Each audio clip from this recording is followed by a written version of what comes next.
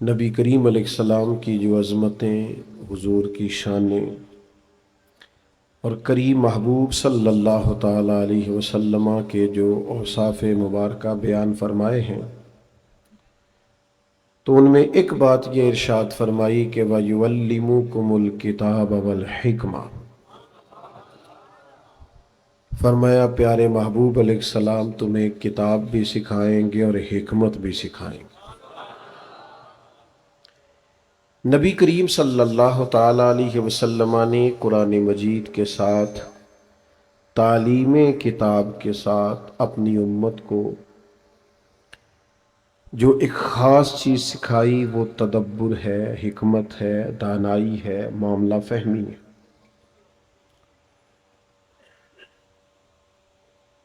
یاد رکھیے گا کہ حضور علیہ الصلاۃ والسلام نے اس حکمت کو اتنا پسند فرمایا،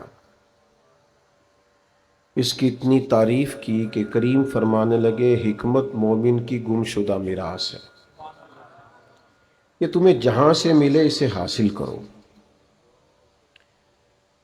نبی کریم علیہ الصلاۃ والسلام کا کمال یہ ہے کہ حضور نے قرآن مجید کے ساتھ ساتھ ہمیں حکمت، دانائی سکھائی۔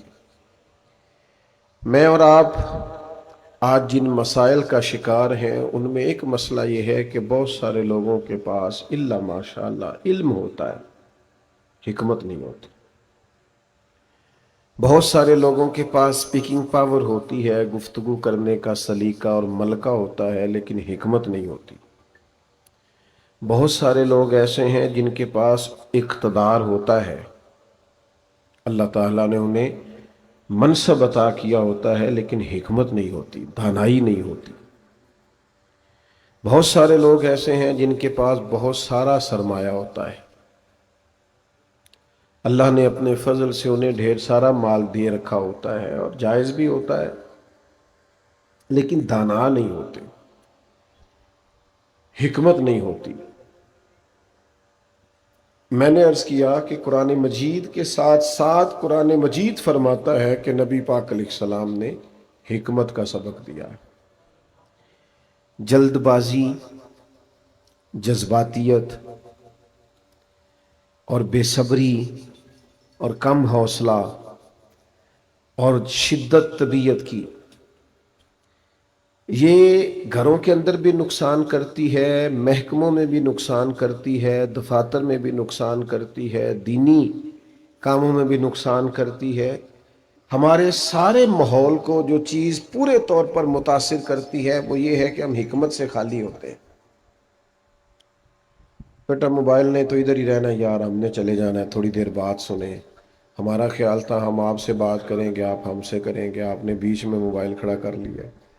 چند دوست بنا لیں، باقی بات سنیں، اللہ تعالیٰ ڈھیروں برکت عطا کرے۔ اور یہ ماشاءاللہ کافی سارے کیمرے لگے ہوئے ہیں، میرے خیال ہے دے دیں گے یہ سب کو۔ دوستو سمجھیے گا اور غور کیجئے گا، بچے بگڑ جاتے ہیں بعض گھروں میں، ان کی سوچیں بگڑ جاتی ہیں۔ حکمت یہ ہے کہ کبھی بھی اپنے بچے کو کسی اور کے سامنے نہ سمجھائیں۔ حضور نے فرمایا اولاد کا اکرام کرو، اپنی اولاد کی عزت کرو، کسی شخص کے سامنے اپنے بچوں کے عیب بیان نہ کریں، اور انہیں کسی کے ساتھ ان کا کمپیریزن نہ کریں، مقابلہ نہ کریں کہ فلانے کے بچے کہاں چلے گئے۔ آپ نے تو شاید ایک جملہ بولا ہے، یہ احساس کمتری کا شکار ہو جائے گا۔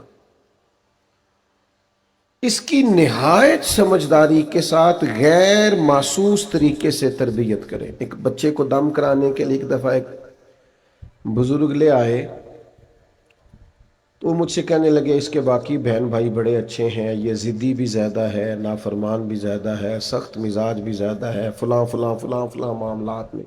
تو میں نے ان سے کہا کہ یہ آپ کیا کہہ رہے ہیں؟ اگر فی الفرض آپ کے بچے کے اندر یہ ساری کمزوریاں موجود بھی ہیں تو پھر بھی آپ کو اسے پتہ ہی نہیں چلنے دینا چاہیے تھا۔ غیر محسوس طریقے سے آپ اس کی تربیت کرتے، اسے خبر ہی نہ ہوتی۔ غور فرمائیے گا میری بات پر۔ نبی پاک علیہ الصلوۃ والسلام جب کسی کی تربیت کرتے تھے نا، سیرت کا عنوان ہے نا چونکہ، تو حضور کبھی کسی کو نامینیٹ کر کے بات نہیں کرتے تھے. یعنی اگر کسی شخص کی طرف سے کوئی شکایت موصول ہوئی تو کسی ایک آدمی کی ہوئی ہے نا، تو حضور جانتے ہیں کہ کس کی بات ہے. لیکن کریم محبوب کا مقدس طریقہ یہ تھا کہ حضور جب سمجھاتے تو نام لے کے نہیں، بلکہ فرماتے لوگوں کو کیا ہو گیا ہے، اب انہوں نے اس طرح کرنا شروع کر دیا ہے. اللہ کرے آپ سمجھیں، یعنی تربیت بھی ہو جاتی، پردہ بھی رہ جاتا. پردے کھول کے کسی کی آپ تربیت، حضور نے فرمایا جس نے اپنے بھائی کو لوگوں کے سامنے سمجھایا اس نے تو اسے رسوا کیا ہے. بچوں کی تربیت کریں، اس طرح کریں کہ انہیں پتہ ہی نہ چلے ہماری تربیت ہو رہی ہے. آپ اگر یہ کہیں گے کہ باقی ٹھیک ہے تو ٹھیک نہیں، تو وہ تو شروع میں اس کا ذہن بن جائے گا کہ میں اپنے بہن بھائیوں سے الگ ہوں. اور حکمت کی بات یہ ہے کہ سارے بچے ایک ہی باپ کی اولاد ہوتے ہیں، سارے ذہین نہیں ہوتے، سارے کامیاب تاجر نہیں ہوتے، سارے بڑے عہدوں پر فائز نہیں ہوتے. تو بھائی میرے مولا تجھ سے گلہ نہیں، یہ تو اپنا اپنا نصیب ہے. تو آپ اگر اس طرح کمپیریزن کریں گے تو حالات خراب ہوں گے. ایکو ذرا میرا بھائی کم کر دے ساؤنڈ والا، اور آواز تھوڑی کھول دے. نہیں بند کرنے کو نہیں، کم کرنے کو کاٹ. تو عزیز بھائی جو سمجھنے کی بات ہے اس پر آپ توجہ فرمائیں. کوئی بھی کام ہے، کام ہو ہی جاتا ہے، ذرا حکمت سے ہو جائے تو صحیح ہو جاتا ہے، دانائی سے کریں تو ذرا ٹھیک ہو. ہم ہر کام کو جذباتیت سے، بس کسی نے کہہ دیا تیرا بیٹا نافرمان ہے تو ضروری تو نہیں جو کہہ رہا ہے وہ بندہ بڑا ہی سیانا ہو یا آپ کا مخلص ہو. کسی نے کہہ دیا آپ کا بھائی آپ کا دشمن ہے تو ہو سکتا ہے بتانے والا دشمن ہو. تو ہم جذباتی ہو جاتے ہیں، ہم کہتے ہیں فلاں نے بات کر دی، یہ دانائی کے خلاف ہے. آپ دیکھیے کام ہو ہی جاتا ہے، بات وہی ہوتی ہے، ذرا اسے دانائی سے ڈیل کر لیا جائے نا، حکمت سے، تو معاملہ بہتر ہو جاتا. ایک بادشاہ کو نا خواب آیا، اس نے خواب میں دیکھا کہ میرے سارے دانت ٹوٹ گئے. اس نے ایک تعبیر کرنے والے سے رابطہ کیا، اس کو بلایا، بلا کے کہا کہ میں نے خواب دیکھا ہے میرے سارے دانت ٹوٹ گئے. کہنے لگا بادشاہ سلامت، ہو یہ بڑی پریشانی والی اس کی تعبیر ہے، میں مجبور ہوں بتانے پہ. آپ کے سارے رشتہ دار آپ کی زندگی میں مر جائیں گے. تو بادشاہ سلامت نے کہا اس کو پکڑو اور کوڑے مارو، سارے مر جائیں گے تو میں نے جی کے کیا کرنا ہے. ایک صاحب نے کہا کہ جناب میں ایک درویش کو جانتا ہوں، وہ بھی تعبیر بتاتے ہیں، اگر آپ کہیں تو ملاقات کراؤں. کرائیے. ان بزرگوں کو بلایا، وہ بھی خوابوں کی تعبیر بتاتے تھے. ان سے بادشاہ نے کہا کہ میں نے خواب دیکھا ہے میرے سارے دانت ٹوٹ گئے ہیں، تعبیر کیجئے. تو وہ کہنے لگے بادشاہ سلامت تعبیر بڑی اچھی ہے، کمال ہے، میں تو خوش ہو گیا ہوں. اس کی تعبیر یہ ہے کہ اللہ تعالیٰ آپ کے خاندان میں سے سب سے لمبی عمر آپ کو عطا کرے گا. بادشاہ نے کہا اسے انعام دو. ویسے تعبیر دونوں نے ایک ہی نہیں بتائی جی، دونوں نے ایک ہی نہیں بتائی. اس نے کہا تیرے سارے رشتہ دار مر جائیں گے، اور اس نے کیا کہا اللہ تعالیٰ سب میں سے لمبی عمر. چلے میں اس کو ایک روایت کے حوالے سے بات کو مزید کھولتا ہوں. دو بھائی ہونا، دو سگے بھائی، تو بڑا پڑھ نہیں سکا، اور پڑھ نہیں سکا تو بڑی نوکری بھی نہیں، بڑی نوکری نہیں، بڑا کاروبار بھی نہیں تو پیسے بھی نہیں. چھوٹے کی تعلیم بھی زیادہ ہے، اس کی نوکری بھی بڑی ہے، عہدہ بھی بڑا ہے، اور اس کے پاس سرمایہ بھی زیادہ ہے. اب دو بندے، دو سگے بھائی ہیں، تو کسی بندے نے ان سے پوچھا کہ آپ میں سے بڑا کون ہے؟ تو بھائی اس کا بالکل واضح مطلب ہے کہ نہ وہ ڈگری پوچھ رہا ہے، نہ پیسے پوچھ رہا ہے، عمر ہی پوچھ رہا ہے نا. جب دو بھائیوں سے پوچھا جائے بڑا کون ہے تو کیا چھوٹا کہے گا میں بڑا ہوں؟ کیا بات ہوتی جی، یہ بڑے ہیں اور میں. پوچھنے والا عمر پوچھتا ہے، عہدہ، ڈگری، سرمایہ. بات میرا خیال ہے آپ سمجھ گئے. اب دیکھیے حضرت عباس رضی اللہ تعالیٰ عنہ نبی کریم علیہ السلام کے چچا ہے، حضور کے چچا ہے. کسی نے ان سے پوچھا کہ آپ بڑے ہیں کہ نبی کریم صلی اللہ علیہ وسلم؟ یہ ذرا انداز دیکھیے. اچھا پوچھنے والا عمر پوچھ رہا ہے کیونکہ وہ بھی جانتا ہے حضور امام الانبیاء ہے، وہ بھی جانتا ہے کہ نبی کریم اللہ کے محبوب مطلق ہے. پوچھنے والا پوچھ عمر ہی رہا تھا، وہ عمر کے بارے میں ہی سوال کر رہا تھا. وہ عہدہ منصب فضائل کی بات نہیں کر رہا تھا، فضائل تو وہ بھی جانتا تھا، جگ جانتا ہے. لیکن یہ حضرت عباس ہے نا، جواب دیکھو کتنی حکمت والا ہے. چچا ہے حضور کے. پوچھنے والے نے پوچھا آپ بڑے ہیں کہ نبی کریم علیہ السلام؟ تو کیا حسن ہے، کیا خوبصورتی ہے، کیا موتیوں کی لڑی ہے، کیا بات میں سلاست اور روانی ہے. حضرت عباس رضی اللہ تعالیٰ عنہ فرمانے لگے، اور پوچھنے والے کیا پوچھا، میں بڑا ہوں کہ محبوب بڑے ہیں؟ فرمانے لگے بڑے تو وہی ہیں، پیدا پہلے میں ہوا تھا. بات اگرچہ بے سلیقہ ہو کلیم، پر بات کرنے کو سلیقہ چاہیے. بڑے وہی ہیں اور وہی رہیں گے اور وہی ہیں، بعد از خدا بزرگ توئی قصہ مختصر، پیدا پہلے میں ہوا تھا. بہت سارے لوگ کہتے ہیں جی میں نے سچی بات ہی کی ہے، آپ کو بری لگ گئی ہے، میں نے سچی تو بھائی سچی بات بھی ذرا حکمت سے کرنی چاہیے، سچی بات بھی دانائی سے کرنی چاہیے.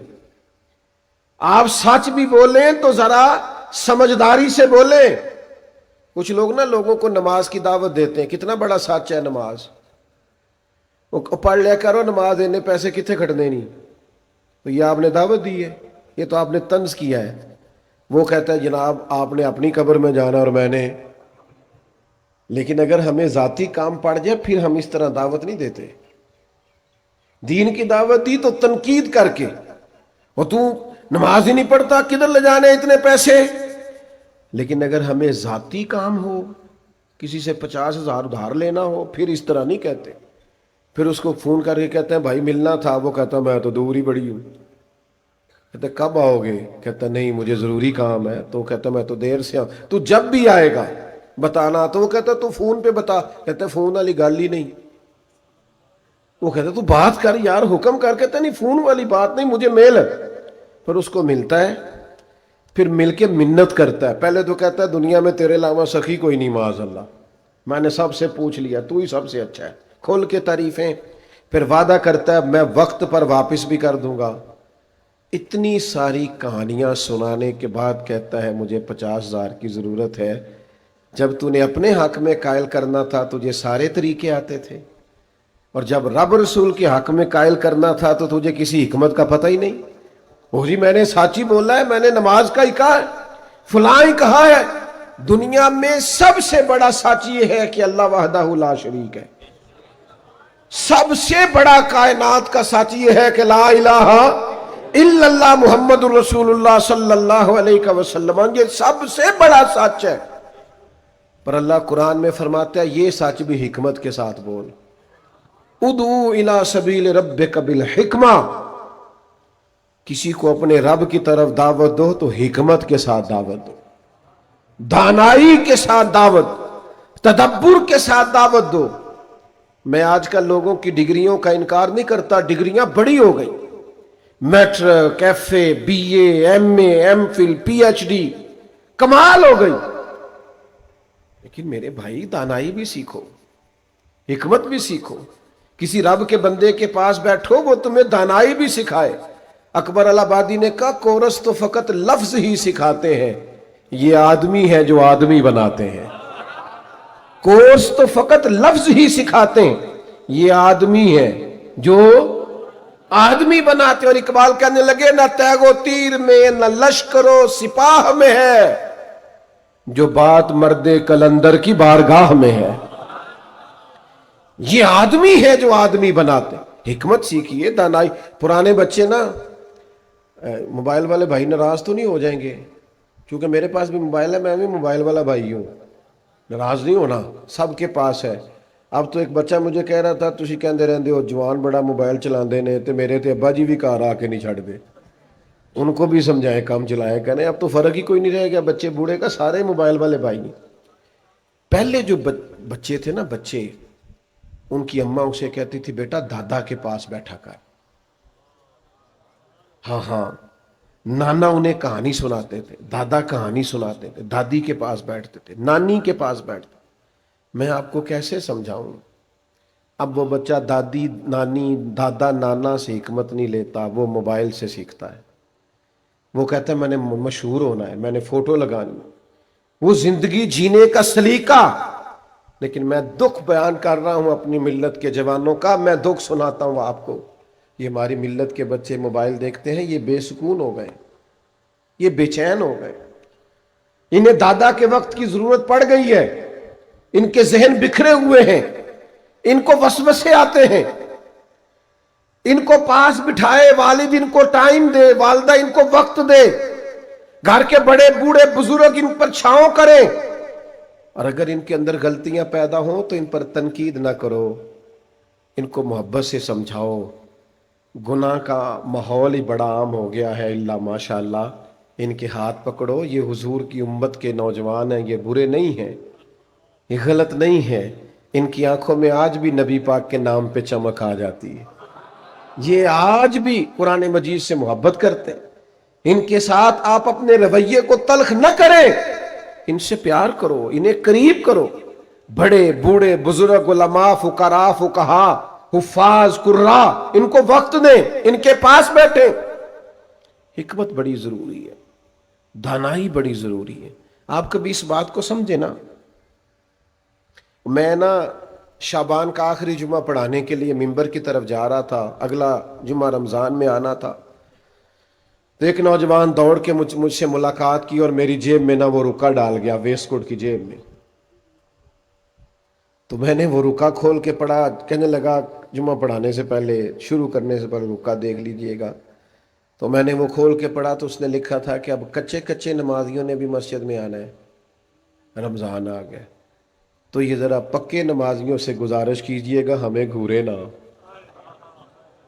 یہ گھورے نہ، ہمیں آنے دیں. یہ ہمارے لیے گنجائش بنا، یہ درد ہے، آنے تو دو نا. آج تو یہ اختیار کسی کے پاس نہیں، عالم مفتی پیر درویش محدث کسی کے پاس نہیں. لیکن نبی پاک شارع ہیں نا. تو مسند امام احمد بن حنبل پڑھو، میرے نبی پاک کی حکمت دیکھو. ایک نوجوان نے کہا تھا یا رسول اللہ میں اس شرط پہ کلمہ پڑھوں گا کہ نمازیں صرف 2 پڑھوں گا. ہر نماز 5 نمازیں فرض ہیں، ہر نماز کا ہر سجدہ فرض ہے. کوئی مفتی پیر مولوی درویش ایک سجدے کی بھی گنجائش نہیں دے سکتا کہ چھوڑ دے. اس نے عرض کی حضور میں 2 نمازیں پڑھوں گا، اجازت دیتے ہیں تو کلمہ پڑھتا ہوں. یہ ہے میرے محبوب کی حکمت. فرمایا تو 2 ہی پڑھنا، کلمہ پڑھ صحیح.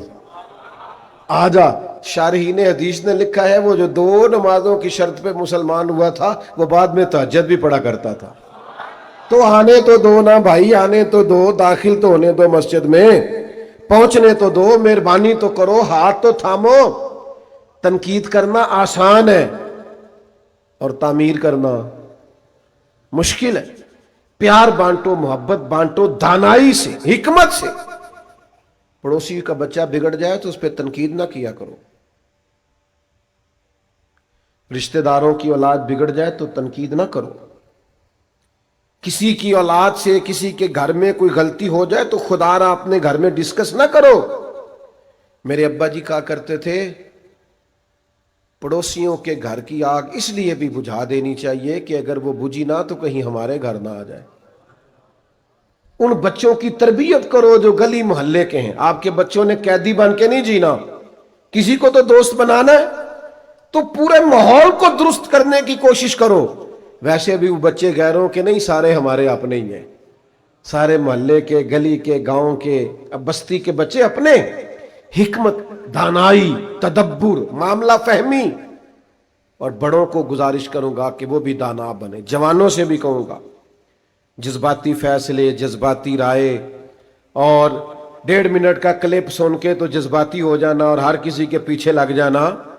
تھوڑے اپنی طبیعت میں دانائی پیدا کرو، چیزوں کو پرکھا کرو، سوچا کرو، حکمت کے ساتھ معاملات کو لیا کرو. آپ غور کیا کرو کہ زندگی کی اصل راز کیا ہے، ہمیں کس طرف جانا ہے. ہمارے سارے فیصلے جذباتی، ہماری رائے جذباتی، پیار کرنے میں بھی جذباتی اور اختلاف کرنے میں بھی جذباتی، دوستیاں لگانے میں بھی اور توڑ دینے میں بھی۔ جب دوستی لگانی ہے، کاروبار کرنا ہے، تو پھر کہنا ہے میری ہر چیز تیری ہے اور تیری ہر چیز، 6 مہینے کے بعد لڑائی ہو جاتی ہے۔ پھر کہتے ہیں وہ جو گئے تھے نا پنڈی، تو رستے میں جو چائے پی تھی اس کے بھی آدھے پیسے تیرے بنتے۔ کورے ورک کتاب نہیں ہوندے، پتھر دل گلاب نہیں ہوندے، اور سجنا پہلو ہی سوچ کے لائیں پھر یارہ نال حساب نہیں ہوندے۔ سجنا پہلو ہی سوچ کے لائیں پھر یارہ نال حساب نہیں ہوندے۔ اپنی زندگی کے اندر آپ حکمت سے، تدبر سے لے کے چلیں، نبھائیں، اور اپنی طرف سے آپ اپنی طرف سے نبھائیں، سامنے والے پر توقع نہ رکھیں، لیکن تدبر ہو، سمجھ ہو، چیزوں کو پرکھنا آتا ہو، غور کرنا آتا ہو، معاملہ فہمی ہو۔ آج بہت سارے نقصان سے بچا جا سکتا ہے صرف حوصلہ کر کے، تھوڑا ٹائم دے کے، تھوڑا کنارہ۔ میں کئی دفعہ ادارے میں آتا ہوں نا، مدرسے میں، میں سیڑھیاں چڑھنے لگتا ہوں تو دیکھتا ہوں بچے کھیل رہے ہیں، میں واپس گھر چلا جاتا ہوں۔ میں کہتا ہوں میرے جانے سے ان کی کھیل خراب ہو جائے گی، یہ کہیں گے کہ مطلب آ گئے ہیں تو اب پیر صاحب آ گئے، حضرت آ گئے، چھوڑو۔ دانائی یہ ہے کہ جو کھیل رہا ہے نا اسے کھیل لینے دو، مفت کا پریشر نہ ڈالو، جو خوش ہے جائز طریقے سے اسے خوش ہونے دو، مفت کا خوف نہ پیدا کرو۔ دانائی، تدبر ہماری اولادیں ہیں، ان کو پنپنا ہے، ان کو آگے بڑھنا ہے۔ بزرگوں نے لکھا ہے استادوں کے بارے میں، اگر یہاں کوئی استاد، کوئی ٹیچر، کوئی پروفیسر کھڑے ہیں تو پیشگی معذرت کے ساتھ، انہوں نے لکھا ہے گھر میں لڑائی ہو جائے تو کلاس میں جا کے سبق نہ پڑھاؤ، ایسا نہ ہو غصہ کسی کا اور نکل، ہاں جانے کس عمر میں جائے گی یہ عادت میری، روٹھنا اس سے تو اوروں سے الجھتے پھرنا۔ ایسا نہ کرو، آپ نارمل حالات میں کلاس پڑھائے، ایسا نہ ہو کہ وہ بیچارہ، وہ غصہ کسی کا ہوتا ہے، نکل بیچارے ملازم پہ جاتا ہے، نکل بیچارے ماتحت پہ جاتا ہے، افسر صاحب کو جلال کسی اور پہ آیا ہوا ہے اور نکل کسی اور پہ گیا۔ تو یہ دانائی کے خلاف، تدبر کے خلاف، سمجھ بوجھ کا۔ دیکھو میرے رسول پاک کی شان، دیکھو میرے نبی پاک کا کمال۔ جب قریش مکہ نے بیت اللہ شریف دوبارہ سے تعمیر کیا نا، تو پہلے بڑے اتفاق سے پیسے جمع کیے، اعلان ہوا صرف حلال پیسے لائے، جس کا ذرا شک ہے اس کے بھی پیسے قبول نہیں کرنے۔ پہلے بڑی محبت سے پیسے اکٹھے کیے، بیت اللہ شریف کی تعمیر کی، اور جب باری آئی نا حجر اسود لگانے کی تو لڑ پڑے۔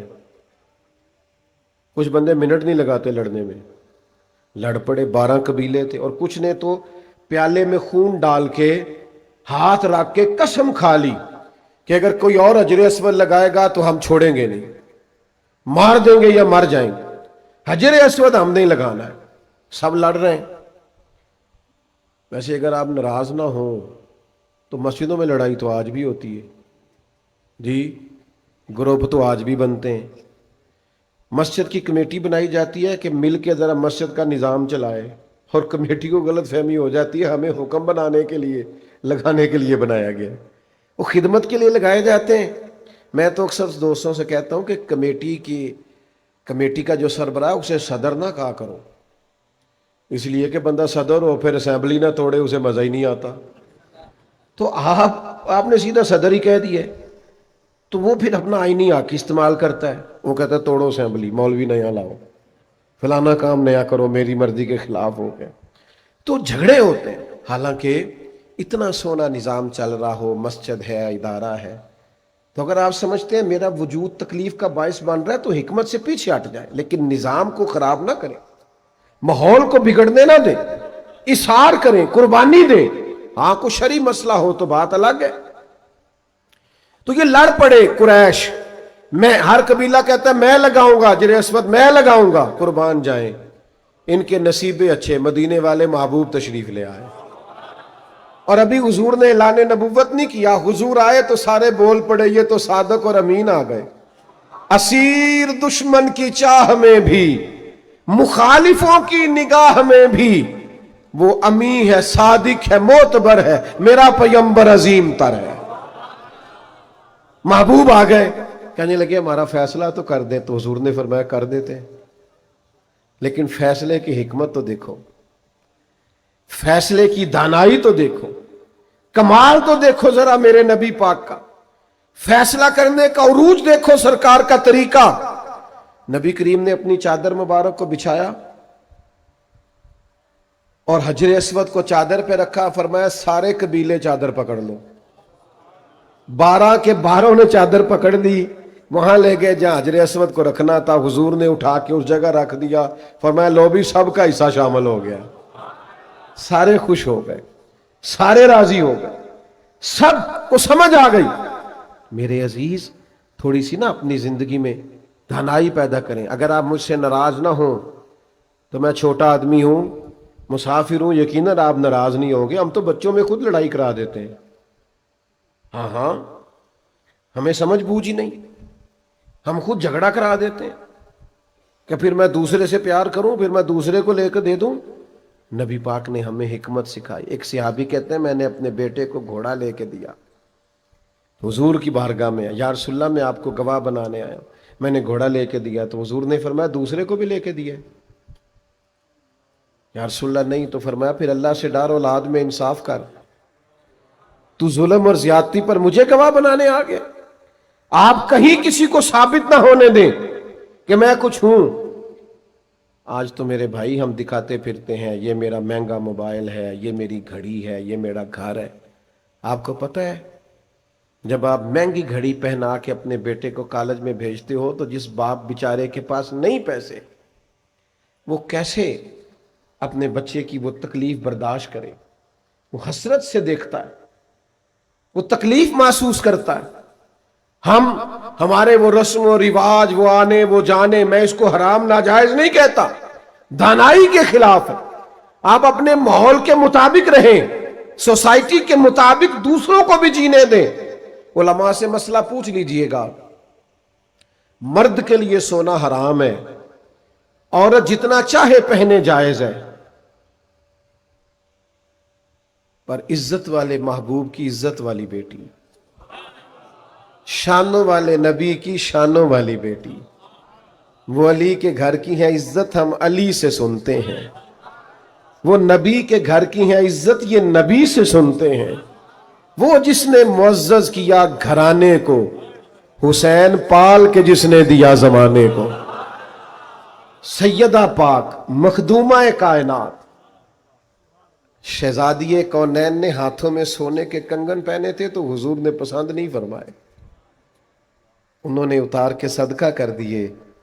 कायनात की हर बेटी के लिए जायज है, पर महबूब सैयदा पाक के पहनने पर आपने तो गोया समझ ही आती है कि हुजूर समझाना चाहते हैं गरीबों की बेटियां जब नहीं सोना पहन सकेंगी तो कह तो सकेंगी ना कि मदीने वाले महबूब की बेटी ने भी नहीं पहना, उन चारों शहजादियों ने भी नहीं पहना जो हुजूर के काशाना नूर में थी। तो अब हिकमत तो देखो, तदब्बुर तो देखो, दानाई तो देखो। मेरे अजीज, थोड़ा सा ना अपने जज्बात पर खुद कंट्रोल करना सीखें, मामलात को खुद से देखें। हम अपने आराम की खातिर, अपने सुकून की खातिर, सिर्फ अपनी जज्बातियत के लिए बाद ऐसे काम करते हैं जो सख्त तकलीफ और आजमाइश का बायस बन जाते। दानाई, समझबूझ, थोड़ा सा चीजों पर पहले से गौर करना, थोड़ा सा तदब्बुर। मेरे वाली साहब ना अमूमन घरों में मर्द कुर्ता उतार के सोते हैं, और शरीयत का हुक्म भी ये है कि आप नाव से लेकर घुटनों तक अगर ढके हुए हैं तो दुरुस्त है।